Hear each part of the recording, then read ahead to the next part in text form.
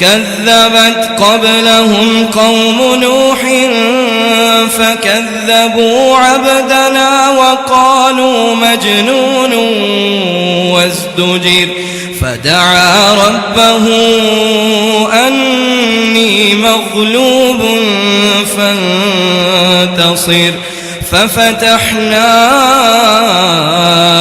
أبواب السماء بماء منهمر وفجرنا الأرض عيونا فالتقى الماء على أمر قد قدر وحملناه على ذات ألواح ودسر تجري بأعيننا جزاء لمن كان كفر ولقد تركناها آية فهل من مدكر فكيف كان عذابي ونذر وَلَقَدْ يَسَّرْنَا الْقُرْآنَ لِلذِّكْرِ فَهَلْ مِن اللہ اکبر۔ ایک اور بہت پیاری حدیث جو میرے اور آپ کے سیکھنے کے لیے، میری اور آپ کی اولادوں کی تربیت کے لیے اہم ہے، وہ حدیث ہے سنن ابن ماجہ میں، اور امام بہقی نے اپنی کتاب سنن الکبریٰ میں ذکر کی ہے صحیح سند کے ساتھ۔ اس حدیث کے راوی ہیں جریر بن عبداللہ البجلی رضی اللہ عنہ، فرماتے ہیں کہ کننا مع النبی صلی اللہ علیہ وسلم ونحن فتیان حزاروا، ہم نبی صلی اللہ علیہ وسلم کے پاس ہوا کرتے تھے، ونحن فتیان حزاروا، حزاروا عربی زبان میں ان بچوں کو کہتے ہیں جن کے بارے میں آپ کہہ سکتے ہیں چڑھتی جوانی میں، ابھی وہ بلوغت کے عمر کو نہیں پہنچے، بس شاید پہنچ جائیں تھوڑے عرصے تک، قریب بلوغت کے، یعنی ابھی جوانی ہی کے عالم میں نہیں تھے بلکہ اس سے پہلے نحن فتیان حزاروا، ہم ابھی چڑھتی جوانی میں بچے ہی تھے، تو ہمیں نبی صلی اللہ علیہ وسلم کیا سکھایا کرتے تھے؟ فتعلمنا الایمان قبل القرآن۔ میرے اور آپ کے لیے بہت حیران کن بات ہوگی، وہ کیا ہے؟ آپ صلی اللہ علیہ وسلم ہمیں ایمان پہلے سکھاتے تھے، پھر قرآن سکھاتے تھے۔ گو کہ قرآن اس کی یقیناً تعلیم یہ لازم ہے ہم مسلمانوں پر، لیکن اس سے بھی پہلے ایمان کی باتیں، ہم سب کہیں گے قرآن ایمان ہی تو ہے، قرآن میں ایمان ضرور ہے، لیکن وہ موٹی موٹی باتیں جو بچے کے ذہن میں پیوست ہو جائیں، ایمان کی باتیں، اللہ کہاں ہے، ہم پر کس کی عبادت فرض ہے، اللہ نے ہم پر کیا حق رکھا ہے، ہم کس لیے پیدا کیے گئے ہیں۔ کننا نتعلم فتعلمنا الایمان قبل ان نتعلمنا القرآن، ہمیں اللہ کے نبی صلی اللہ علیہ وسلم قرآن سے بھی پہلے ایمان سکھایا کرتے تھے۔ ثم تعلمنا القرآن فازددنا به ایمانا، پھر ہمیں نبی صلی اللہ علیہ وسلم قرآن سکھاتے تھے، ایمان سکھانے کے بعد پھر قرآن سکھاتے، تو قرآن جو کہ ہم نے پہلے ایمان پڑھ چکا تھا، ہم نے سیکھ چکا تھا ایمان، جب قرآن پڑھتے تو ہمارا ایمان بڑھ جاتا۔ آپ کو پتہ ہے کہ حدیث میں آتا ہے صحیح بخاری اور مسلم میں، آپ صلی اللہ علیہ وسلم نے فرمایا احب الاسماء الی اللہ عبداللہ و عبد الرحمن، اللہ کو محبوب ترین نام عبداللہ اور عبد الرحمن ہیں، بڑے پسند ہیں اللہ تعالیٰ کو عبداللہ اور عبد الرحمن۔ آپ میں سے کون بتائے گا کہ کیا وجہ ہے اللہ تعالیٰ کو یہ نام کیوں پسند ہے؟ بچیوں میں سے، ہماری بیٹیوں میں سے ذاتی نام ہے، شاباش، یہ ذاتی نام ہے اللہ سبحانہ و تعالیٰ کے، اور ساتھ اس کے عبد لگا ہے، تو جو کہ اس بات کو ظاہر کرتا ہے اللہ کی عبادت کو ظاہر کرتا ہے۔ یہی وجہ ہے امام ابن قیم رحمہ اللہ نے بڑی پیاری بات لکھی یہاں پر، کہا کہ احب الاسماء الی اللہ عبداللہ و عبد الرحمن، کہ اللہ کو پسندیدہ نام عبداللہ اور عبد الرحمن ہیں، اس کی وجہ کیا ہے؟ اس کی وجہ یہ ہے کہ جب بچہ بڑا ہوگا نا، جس کا نام عبداللہ ہوگا اور عبد الرحمن ہوگا، وہ جو ہی بڑا ہوگا تو ماں باپ اس کو پکاریں گے عبداللہ ادھر آؤ، عبد الرحمن ادھر آؤ. تو جو اس کے ذہن میں سب سے پہلی بات پیوست ہوگی وہ کیا ہوگی؟ میں رحمان کا بندہ ہوں، میں اللہ کا بندہ ہوں. اللہ، اس لیے اللہ کے ہاں یہ محبوب ہیں کہ جو ہی اس کو سمجھ آنا شروع ہوگی نا کہ میرا نام، کوئی پوچھتا آپ کا نام کیا ہے؟ میرا نام عبداللہ ہے. آپ کا نام؟ میرا نام عبد الرحمن ہے. تو سب سے پہلے جو اس کے ذہن میں بات بیٹھے گی وہ کیا؟ میں اللہ کا بندہ ہوں، میں نے اللہ کی عبادت کرنی ہے، میں نے رحمان کی عبادت کرنی ہے. اور پورے قرآن میں بالکل درست بات کہی، اللہ ان کو جزائے خیر دے. پورے قرآن میں مجید میں یہ دو نام اللہ، یا اللہ کا لفظ اللہ، یہ اللہ کا خاص اور ذاتی نام ہے، اور ایک دوسرا نام جو الرحمن ہے یہ اللہ کی جگہ پر استعمال ہوا پورے قرآن میں. اور بقیہ جتنے بھی نام ہیں اللہ سبحانہ و تعالیٰ کے، وہ صفاتی نام کے طور پر استعمال ہوئے. تو اس لیے جریر بن عبداللہ البجلی رضی اللہ عنہ کی اس حدیث میں ہمیں سبق ملتا ہے کہ توحید اتنی اہم ہے کہ نبی صلی اللہ علیہ وسلم چھوٹے بچوں کو قرآن سکھانے سے بھی پہلے ایمان سکھایا کرتے تھے، توحید سکھایا کرتے تھے، ایمان سکھانے سے بھی پہلے. اللہ اکبر، اللہ اکبر. آج کے درس کا آخری حصہ وہ یہ ہے کہ جب ہم نے یہ سیکھ لیا کہ اللہ سبحانہ و تعالی کی توحید کے لیے یہ کائنات بنائی گئی، ہمیں اللہ سبحانہ و تعالی نے اس دنیا میں بھیجنے سے پہلے ہماری روحوں سے یہ اقرار لیا کہ الستو بربکم قالوا بلا شہدنا، کہ ہم نے اپنے رب کو خالق و مالک ماننے کے ساتھ ساتھ الہ ماننا ہے اور اس کی عبادت کرنی ہے. تو باتیں. تیسری بات، اللہ سبحانہ و تعالیٰ نے جتنے بھی پیغمبر اور رسول بھیجے دنیا میں، ان کو یہی پیغام دے کر بھیجا، اس یاد دہانی کے لیے بھیجا، اس ریویژن کے لیے بھیجا کہ وہ جو سبق تھا اس کو دہرایا جائے جا کر. اور پھر یہ بھی ہم نے سیکھ لیا کہ نبی صلی اللہ علیہ وسلم کی زندگی میں بھی اس توحید کی اہمیت اس قدر تھی کہ آپ چھوٹے چھوٹے بچوں کو بھی اس توحید کا سبق سکھایا کرتے تھے. اب توحید ہے کیا؟ میں انتہائی اختصار کے ساتھ چند باتیں آپ کو اس حوالے سے بیان کروں گا. توحید کی 3 اقسام ہیں، 3 قسمیں ہیں توحید کی: توحید ربوبیت، توحید الوہیت اور توحید اسماء و صفات. توحید ربوبیت، توحید الوہیت اور توحید اسماء و صفات. میں سادے لفظوں میں ان تینوں کی تعریف کروں گا، امید ہے کہ آپ کو ہر ایک کو سمجھ آ جائے گی. جس کو نہ سمجھ آئے میں دوبارہ دہراؤں گا انشاءاللہ. توحید ربوبیت کیا ہے؟ بالکل آپ ذہن کو نیوٹرل کر کے ان باتوں پر آپ صرف توجہ کریں کہ توحید کی 3 قسمیں ہمیں کیسے سمجھ آئیں گی. بالکل 2-3 جملوں میں آپ کو سمجھاؤں گا. توحید ربوبیت کی تعریف: ہر وہ فعل، ہر وہ عمل یا ہر وہ کام جو اللہ کرتا ہے. ربوبیت کیا ہے؟ دوبارہ سیکھیں آپ. ہر وہ فعل یا ہر وہ عمل جو اللہ کرتا ہے اس پر ایمان لانا.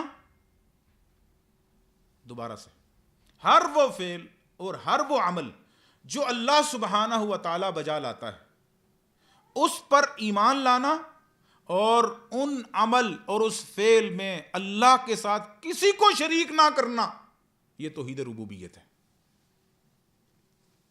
جیسے اللہ پیدا کرتا ہے، اللہ رزق دیتا ہے، اللہ بارشیں برساتا ہے، اللہ اولاد دیتا ہے.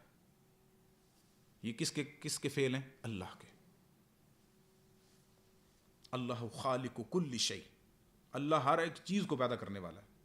اب پیدائش، تخلیق، یہ اللہ کا فعل ہے. اس فعل میں، اس فعل پر ایمان لانا کہ واقعتاً اللہ ہی خالق ہے، اور اس میں کسی کو بھی شریک نہ کرنا، فلاں بھی پیدا کرتا ہے، فلاں بھی پیدا کرتا ہے، یہ شرک ہے. اللہ سبحانہ و تعالی پر کے افعال پر ایمان لانا کیسے؟ ان افعال پر جو اللہ بجا لاتا ہے، جو اللہ کے افعال ہیں.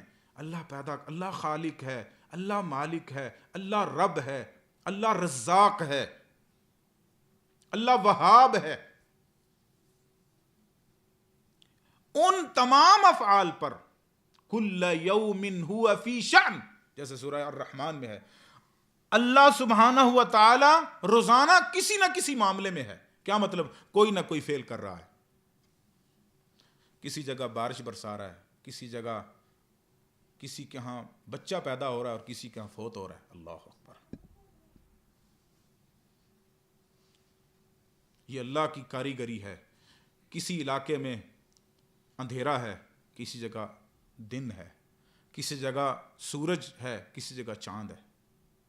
اور یہ کائنات کا یہ سارا سرکل اور یہ کائنات کا روزانہ کے حساب سے ہماری آنکھوں کے سامنے چلنا، اللہ اکبر، یہ کسی اللہ کے سوا کسی کے بس کی بات نہیں ہے. تو ہم نے ربوبیت کی کیا تعریف پڑھی؟ کوئی میری بیٹی بتائے. شاباش. جی جی بیٹا.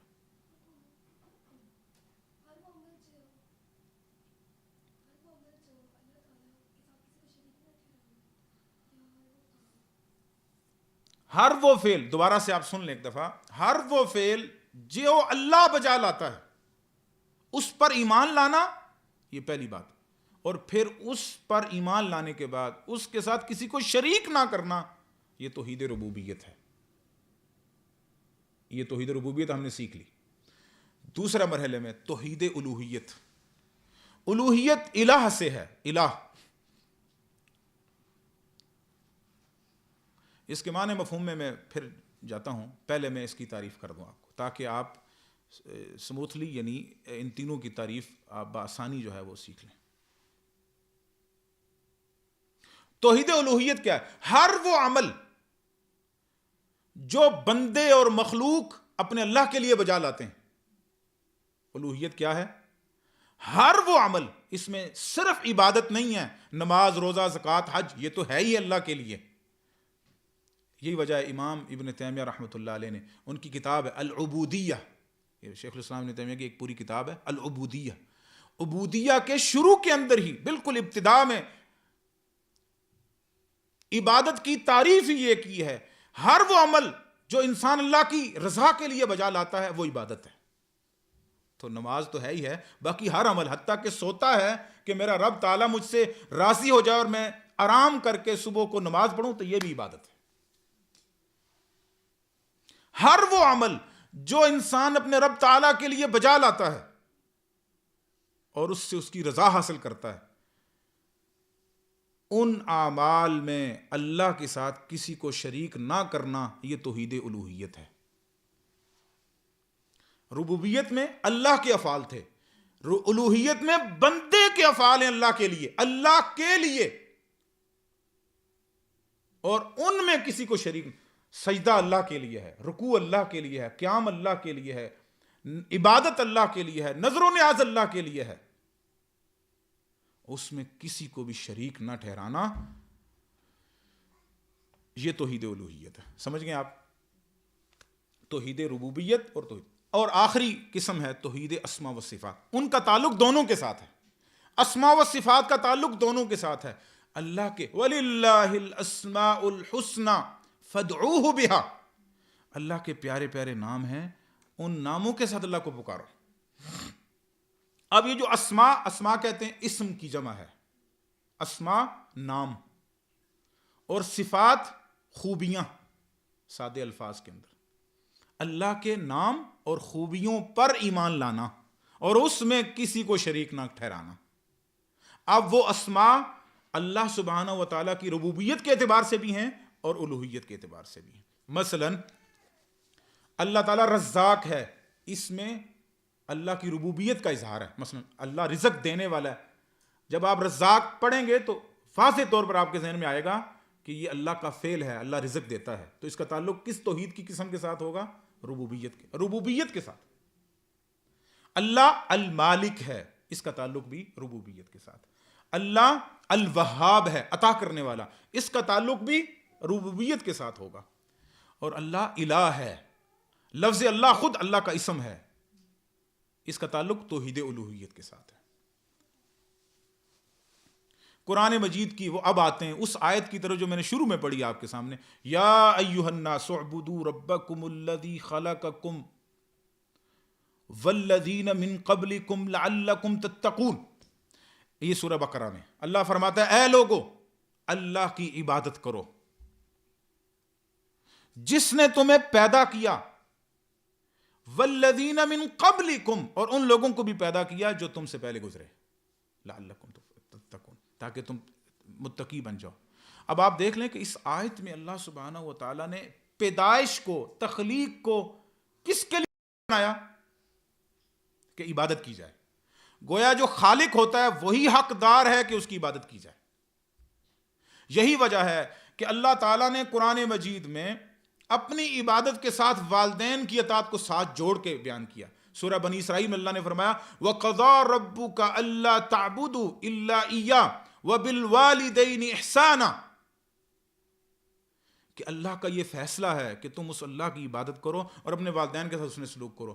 حالانکہ والدین تو اتنے بڑے تو نہیں ہیں کہ وہ اللہ کے ساتھ کٹھے ہو جائیں، ایسا تو نہیں ہے نا. لیکن کٹھا ذکر کیوں کیا؟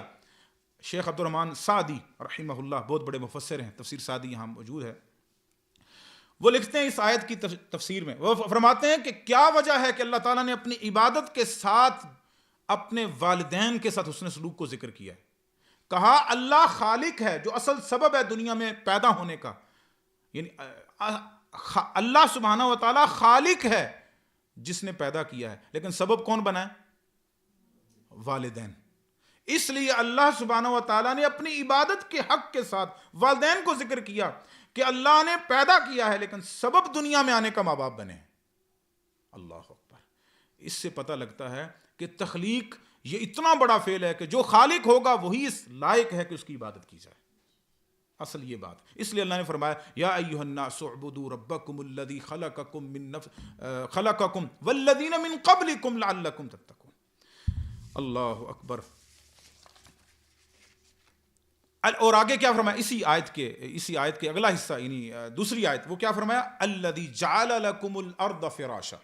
سورہ بقرہ میں وہی ذات ہے جس نے زمین کو بچھونا بنایا، والسماء بناء، اور آسمان کو چھت بنایا، وانزل من السماء ماء، اور اس آسمان سے پانی برسایا، فاخرج به من الثمرات رزقا لکم، اور جب آسمان سے پانی برسایا تو اس زمین نے تمہارے لیے پھلوں کو دے دیا، اناج دیے تمہیں، کھیتیاں دی تمہیں، رزقا لکم جو تمہارے لیے رزق ہیں.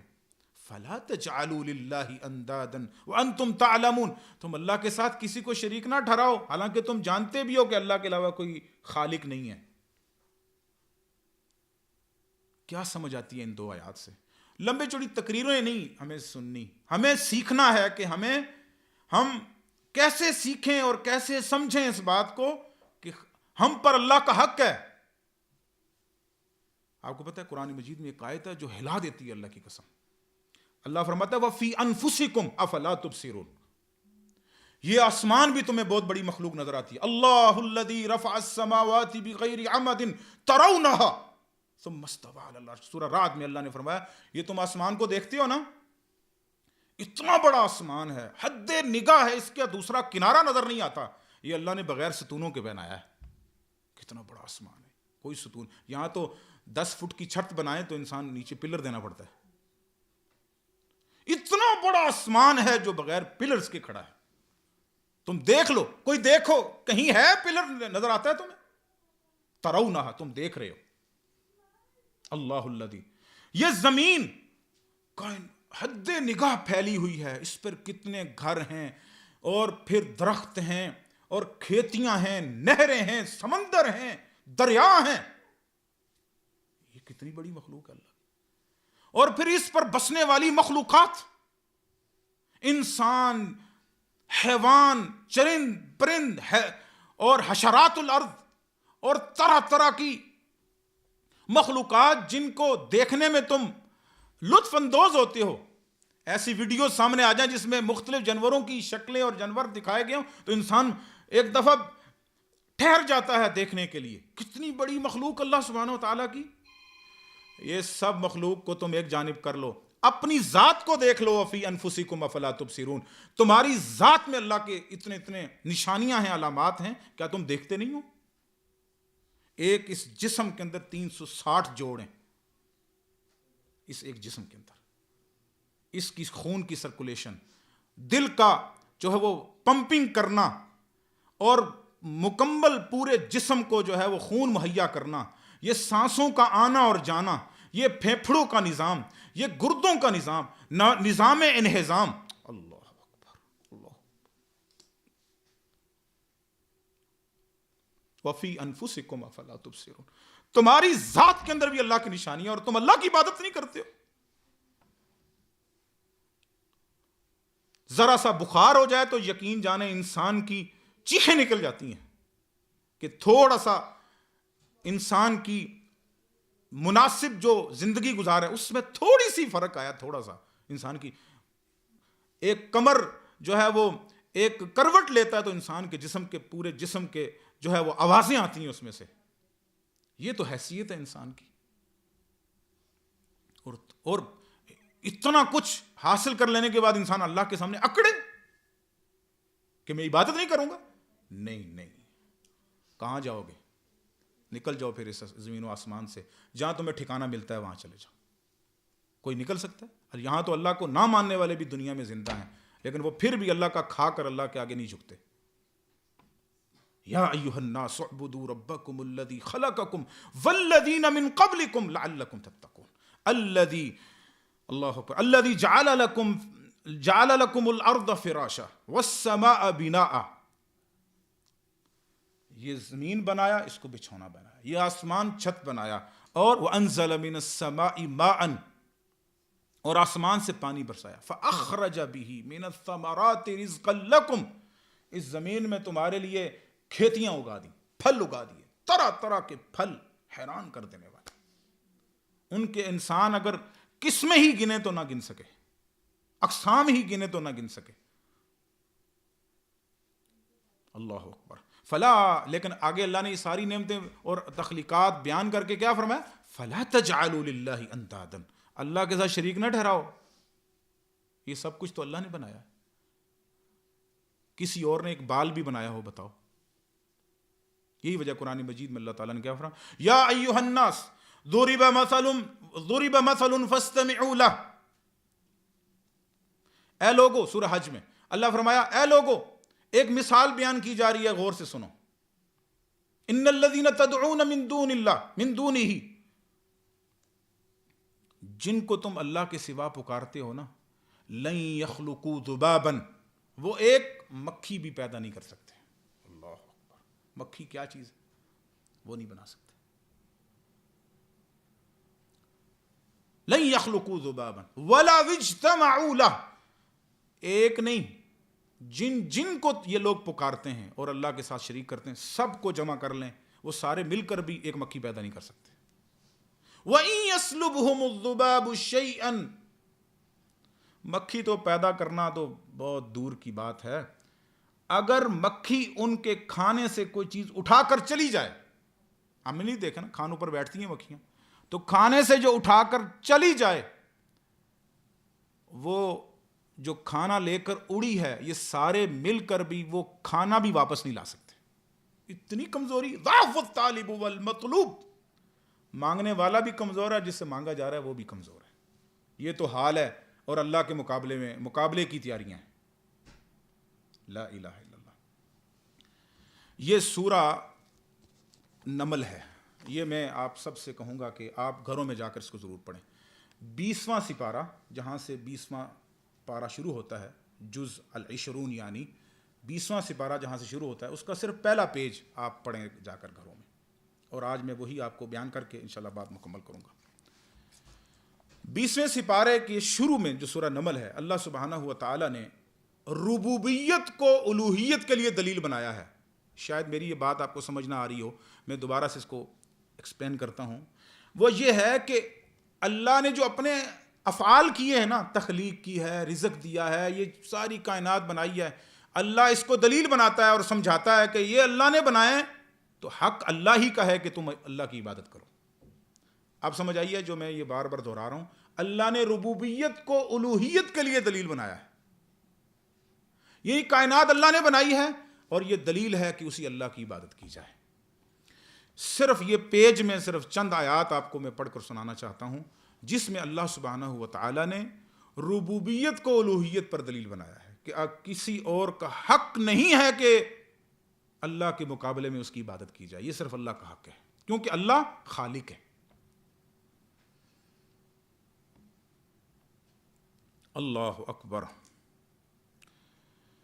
امن خلق السماوات والارض وانزل لكم من السماء ماء، کون ہے جس نے آسمانوں کو بنایا اور زمین کو پیدا کیا. وانزل لكم من السماء ماء، اور تمہارے لیے آسمان سے پانی برسایا. فانبتنا به حدائق ذات بہجۃ، اور اس نے پر رونق یہ باغات یہ پیدا کر دیے اس پانی سے. ما کان لکم ان تنبتوا شجرہا، تم سارے مل کر بھی اس زمین سے یہ پودے نہیں اگا سکتے تھے، یہ کھیتیاں نہیں اگا سکتے تھے. ما کان لکم ان تنبتوا شجرہا. آگے اللہ نے کیا فرمایا؟ اِلٰہٌ مع اللہ. جب یہ سارا کام اللہ کر رہا ہے، آسمان بھی پیدا اللہ کر رہا ہے، زمین بھی، یہ کھیتیاں بھی، تو اب اللہ کے علاوہ عبادت کے لائق اور کوئی ہے؟ اللہ، کتنا پیارا. چھوٹا بچہ بھی یہ باتیں سمجھ جائے، اور بڑے بڑے موٹے موٹے دماغ اور خود کو فلاسفر اور دانشور کہنے والے وہ اللہ کی تخلیق پر باتیں کرتے ہیں اور اللہ کی عبادت کے لیے باتیں کرتے ہیں. انا للہ و انا الیہ راجعون. اِلٰہٌ مع اللہ، کیا اب بھی اللہ کے ساتھ کوئی اور الہ ہے؟ کبھی نہیں ہے. اس کو کہتے ہیں استفہام انکاری، عربی زبان میں استفہام، یعنی سوال کر کے انکار مطلوب ہونا. اِلٰہٌ مع اللہ، کیا اللہ کے علاوہ کوئی اور الہ ہے؟ بل ہم قوم یعدلون، بلکہ یہ قوم تو راہ سے ہٹے جا رہے ہیں. دوسری آیت، امن جعل الارض قرارا، کون ہے جو جس نے اس زمین کو قرار بنایا، یہ ہلتی نہیں ہے. آپ کو پتا یہ سیارہ ہے نا، اٹھے پھرتا ہے، جیسے چاند ہے، مریخ ہے، یہ دوسرے پلوٹو ہے، یا مختلف سیارے ہیں اس پورے کائنات میں. یہ زمین بھی ایک سیارہ ہے لیکن یہ ہل نہیں رہا، قرار ہے اس کو، یہ ہمیں اٹھائے پھرتا ہے. امن جعل الارض قرارا، کون ہے جس نے زمین کو قرار اور پرسکون بنایا. وجعل خلالها انہارا، اور اس کے درمیان میں سے نہریں نکال دی. کون ہے؟ وجعل لها رواسیا، اور اس پر پہاڑ رکھ دیے، اس زمین پر پہاڑ رکھ دیے. وجعل بین البحرین حاجزا، اور تم دو سمندروں کو ملتے ہوئے دیکھتے ہو. ایک میٹھا پانی کا سمندر ہے، ایک کھارے پانی کا ہے، وہ آپس میں ملتے نہیں ہیں. بینہما برزخ لا یبغیان، دونوں کو وہ ملتے نہیں. یہاں سے پانی لو تو میٹھا ہے، یہاں سے پانی لو تو کھارا ہے. اللہ اکبر. ہے پانی، ان میں کوئی رکاوٹ ظاہری طور پر تو نظر نہیں آتی تمہیں. اِلٰہٌ مع اللہ، کیا اللہ کے علاوہ کوئی اور الہ ہے؟ تو اب میں جو بار بار دہرا رہا تھا وہ کیا کلمہ تھا؟ کوئی دہرائے.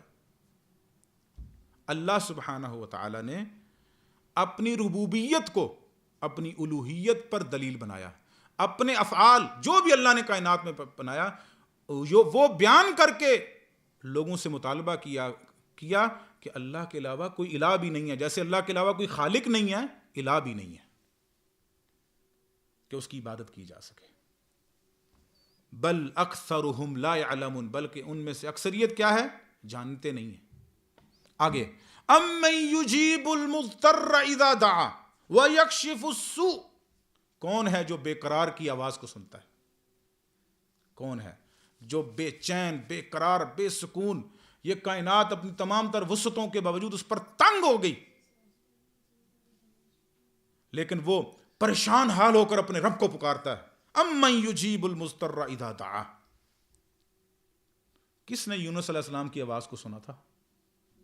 اللہ اکبر. آپ کو پتا ہے 3 اندھیرے تھے، 3 اندھیرے، رات کا اندھیرا، سمندر کا اندھیرا اور مچھلی کے پیٹ کا اندھیرا.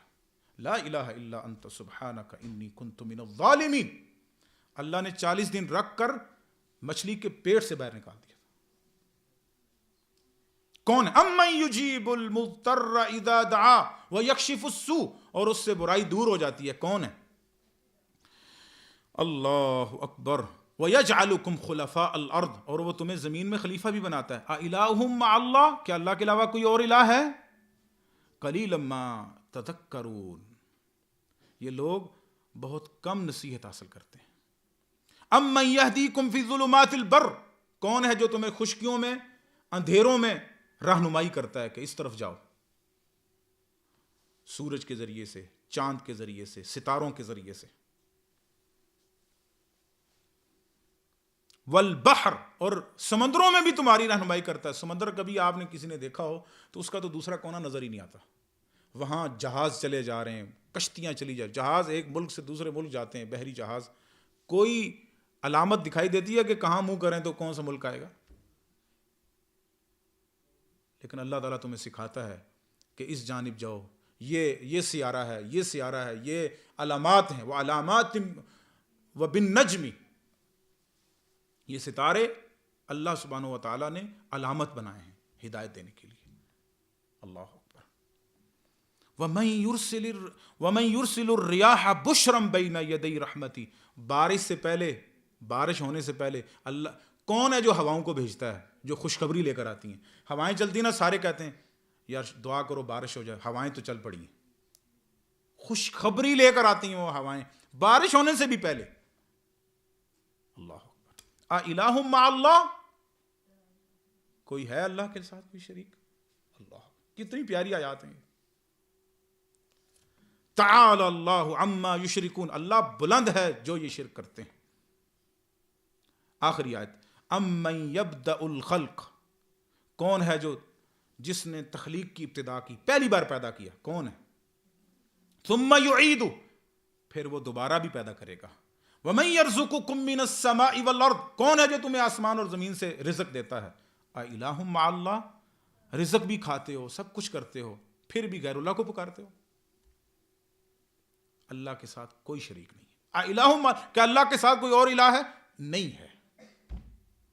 قُلْ هَاتُوا بُرْهَانَكُمْ إِن كُنتُمْ صَادِقِينَ، لے آؤ اگر کوئی تمہارے پاس دلیل ہے تو لے آؤ، کہ آسمان میں سے کوئی ٹکڑا کسی نے بنایا ہو، زمین میں سے کوئی حصہ کسی نے بنایا ہو، یہ میرے بال کتنے باریک ہیں، کسی ایک باریک بال کو پیدا کرنے والا کوئی ہو، اور تم اللہ کو چھوڑ کر غیروں کی عبادت کرتے ہو؟ لا الہ، کسی کو سجدے کرتے ہو، کسی کے آگے رکوع کرتے ہو، اور اللہ سے بھاگ کھڑے ہوتے ہو، باغی ہو جاتے ہو۔ اللہ نے تمہیں 5 وقت کی نماز اور سجدہ اور رکوع کا مطالبہ کیا، اور تم وہ نہیں کرتے، کھاتے اللہ کے ہو، نعمتیں اللہ کی اڑاتے ہو، اکڑ کر چلتے ہو اللہ کی زمین میں، اور تم سمجھتے ہو کہ یعنی مجھ پر اللہ کا کوئی حق نہیں ہے۔ لا الہ الا اللہ، اللہ ہمیں سمجھ عطا فرمائے۔ یہ آج میں نے مختلف انداز سے اللہ سبحانہ و تعالیٰ کی توحید کو بیان کیا۔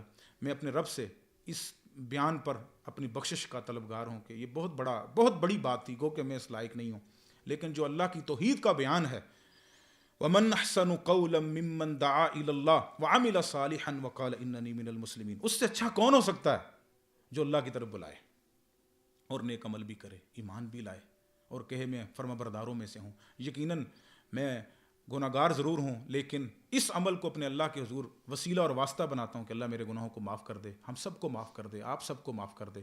یقیناً یہ توحید کی مجلس، توحید سیکھنا، اللہ کی معرفت سیکھنا، اللہ کی عبادت سیکھنا، اللہ کے لیے جھکنا، یہ دنیا کی کائنات کی سب سے بڑا عمل ہے، سب سے بڑا علم ہے، اور سب سے اشرف علم ہے، عزتوں والا علم ہے۔ اس سے بڑا کوئی عزت نہیں ہے کسی بھی۔